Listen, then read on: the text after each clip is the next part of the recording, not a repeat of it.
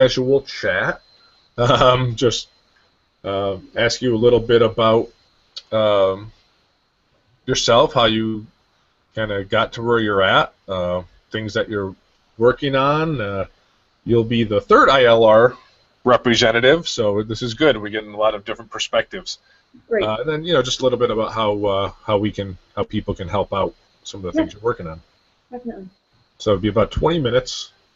And okay, we are back, and we're jumping back out of campus to Western New York, going down to the All-America city known as Buffalo, with Megan Connelly from Industrial Labor Relations.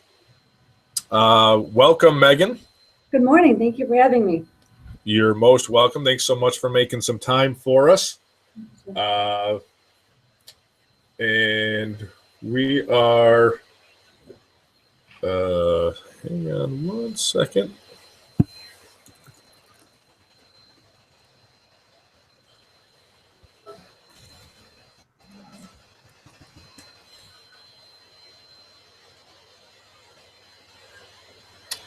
Hang on one second. No, we're not. We're not live anymore, but I will fix that. Yeah, because they didn't switch out the link. I'll get it. Okay.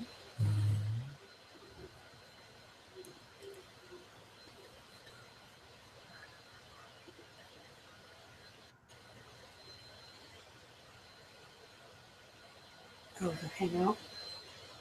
Yeah. Got switched yesterday, I think. I just sent it to her in the chat. Sorry, Megan, just a slight delay here.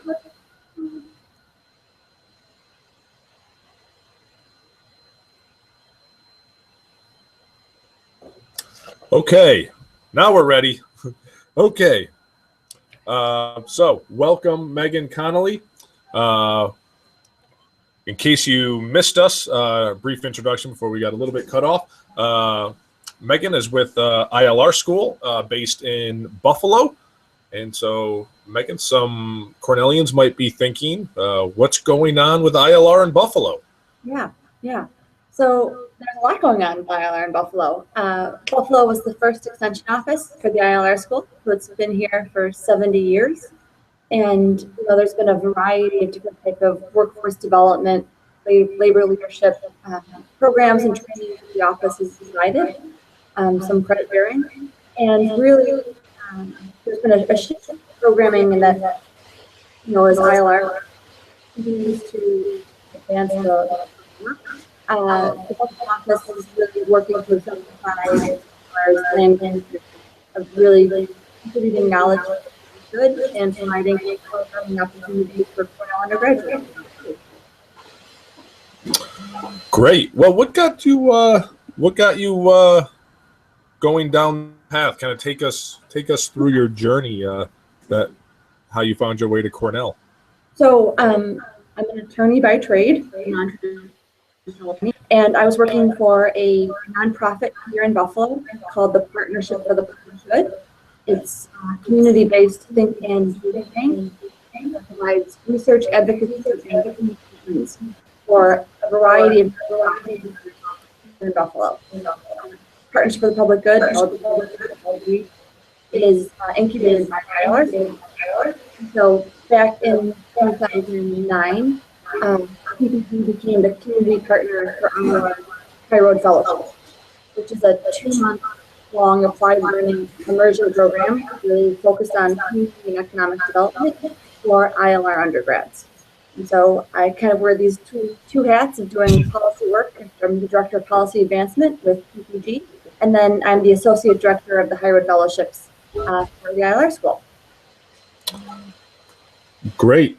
Sounds like quite a interesting career path. So what kind of impact, we've talked with a couple different people about ILR, the ILR School right now. And so what is, how does this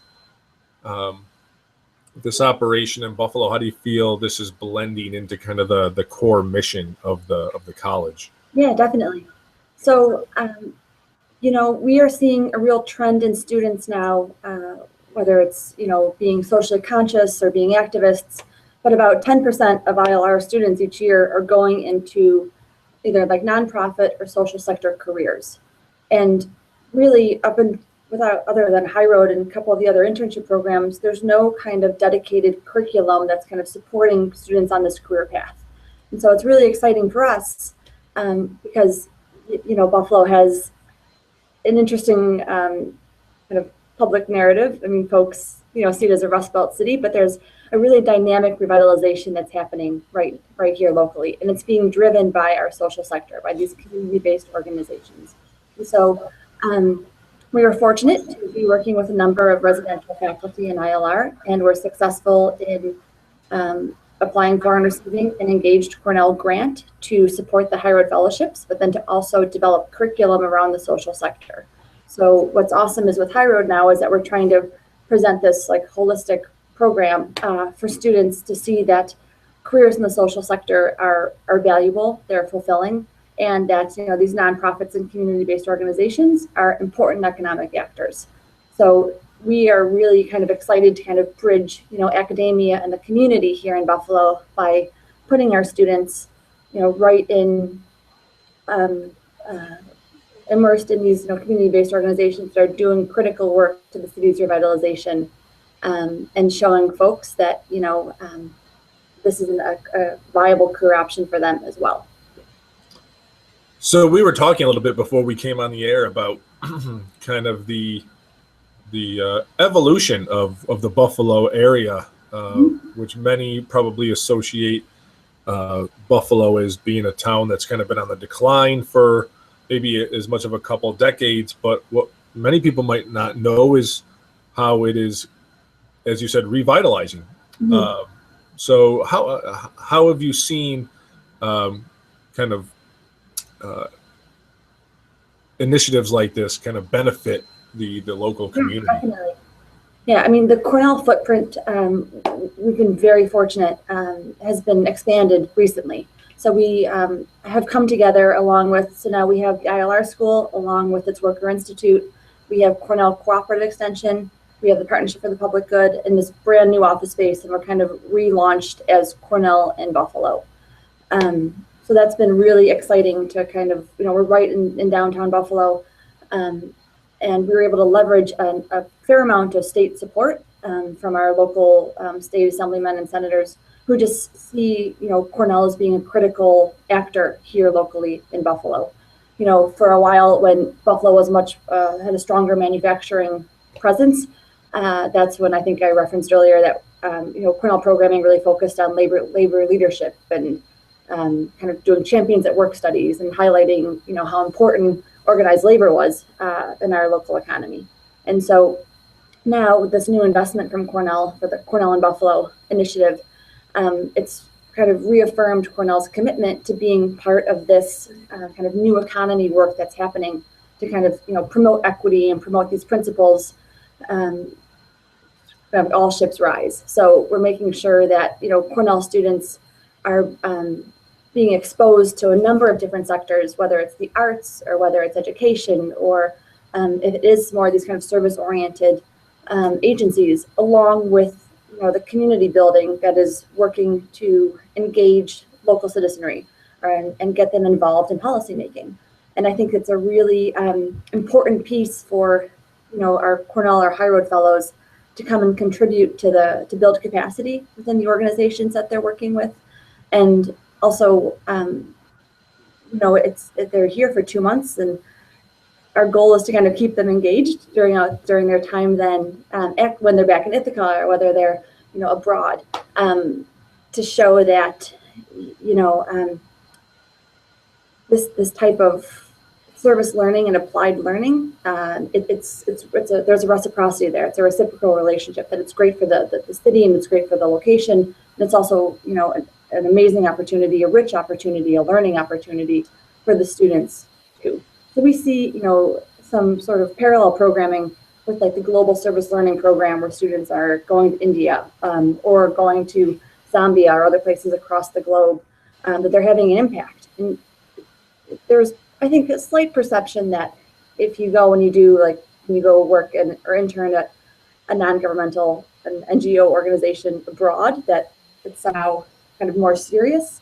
And our hope here is to show that you don't have to go abroad to have a impactful kind of applied learning experience. That you could do that 3 hours down or 2.5 hours down the 90 here in Buffalo and make an impact. Yeah. You don't have to go to Spain to speak Spanish. You can come to Buffalo and have a really rich learning opportunity while also contributing to the city's revitalization.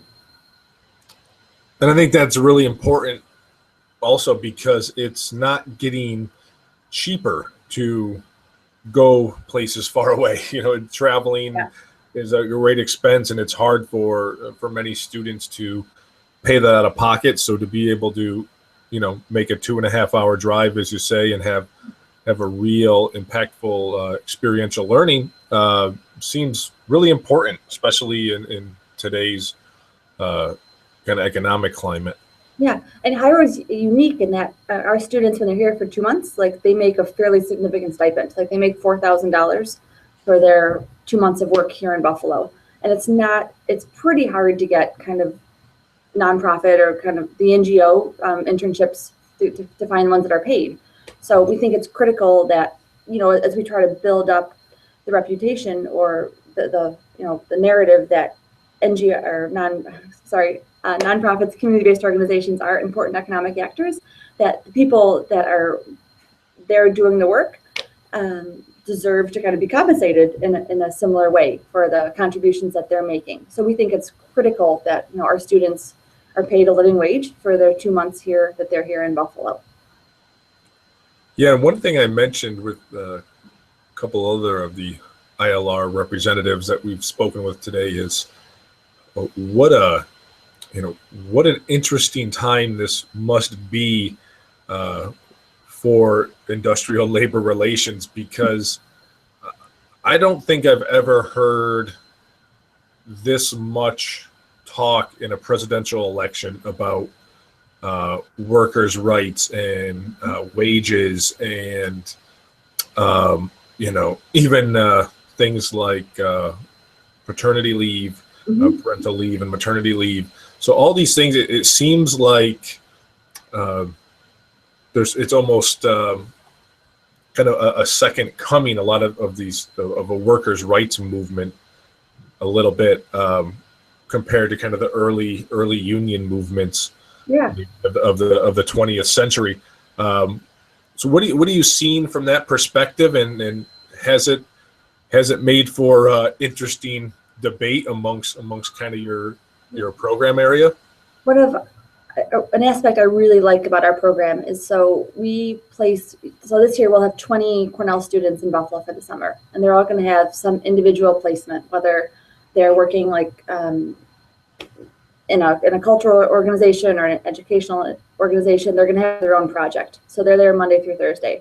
And then Fridays, we all get together as a group to kind of do like a week in review type talk. So they can also kind of discuss current events or see the interconnectedness of their work.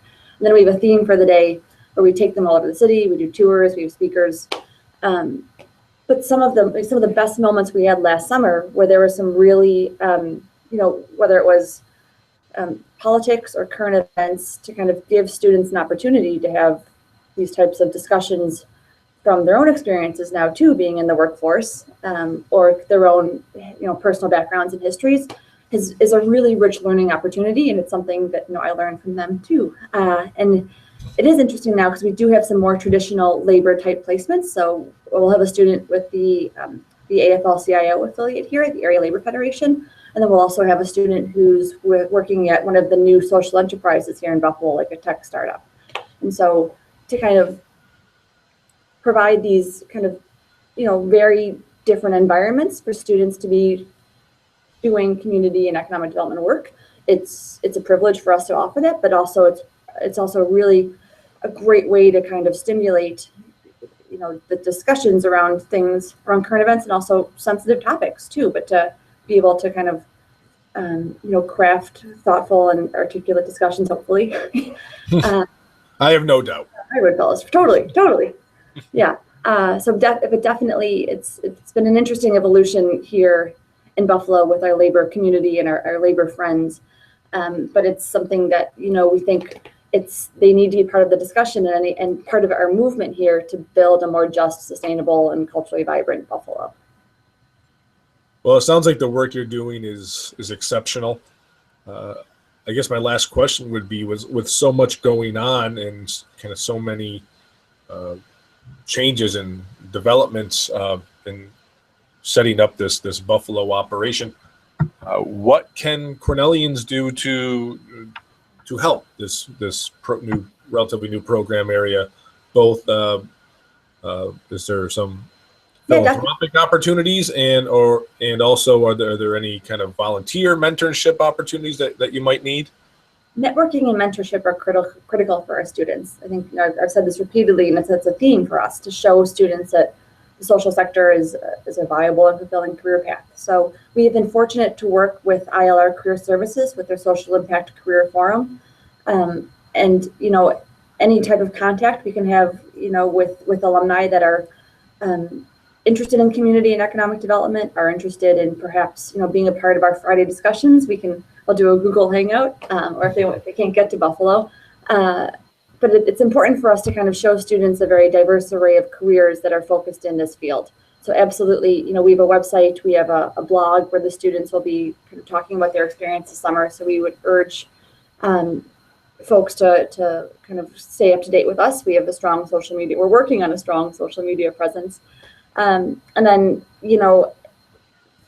funding is always, it's critical for us. We have, again, been extremely fortunate. This was a program of former Dean Katz.